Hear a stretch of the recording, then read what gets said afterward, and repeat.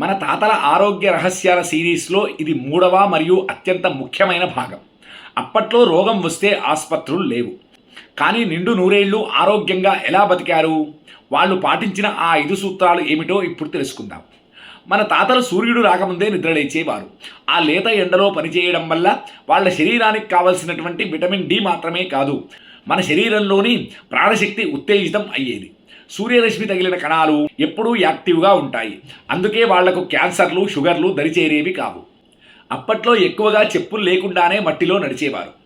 భూమికి ఉండేటటువంటి ఎలక్ట్రాన్ శక్తి మన శరీరంలోని అవసరమైన వేడిని, ఒత్తిడిని గ్రహిస్తుంది. మట్టిలో నడవడం వల్ల గుండె సంబంధిత సమస్యలు రాకుండా ఉండేవని శాస్త్రం చెబుతోంది. మనం ఇప్పుడు కాంక్రీట్ మేడల్లో ఉంటూ ఆ నేలతల్లి స్పర్శను కోల్పోయాం.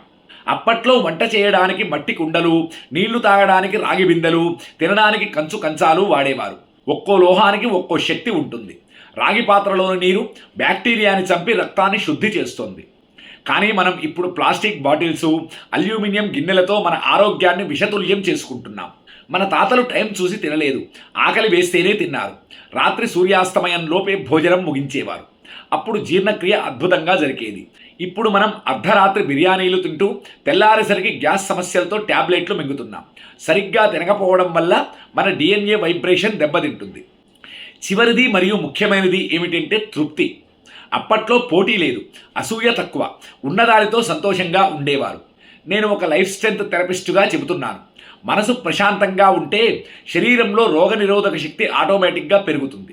వాస్తు ప్రకారం ఇల్లు, పేరు ప్రకారం వైబ్రేషన్ ఉండేవి కాబట్టి వాళ్ళకి మానసిక రోగాలు ఉండేవి కావు. ఈ 5 సూత్రాలను పాటించడం కష్టమేమీ కాదు. మన మూలాలను గౌరవిద్దాం, ఆరోగ్యాన్ని కాపాడుకుందాం. మీకేదైనా సమస్య ఉంటే కింద ఉన్నటువంటి నెంబరుతో శ్రీ గాయత్రి ఆస్ట్రో న్యూమరాలజీని సంప్రదించండి.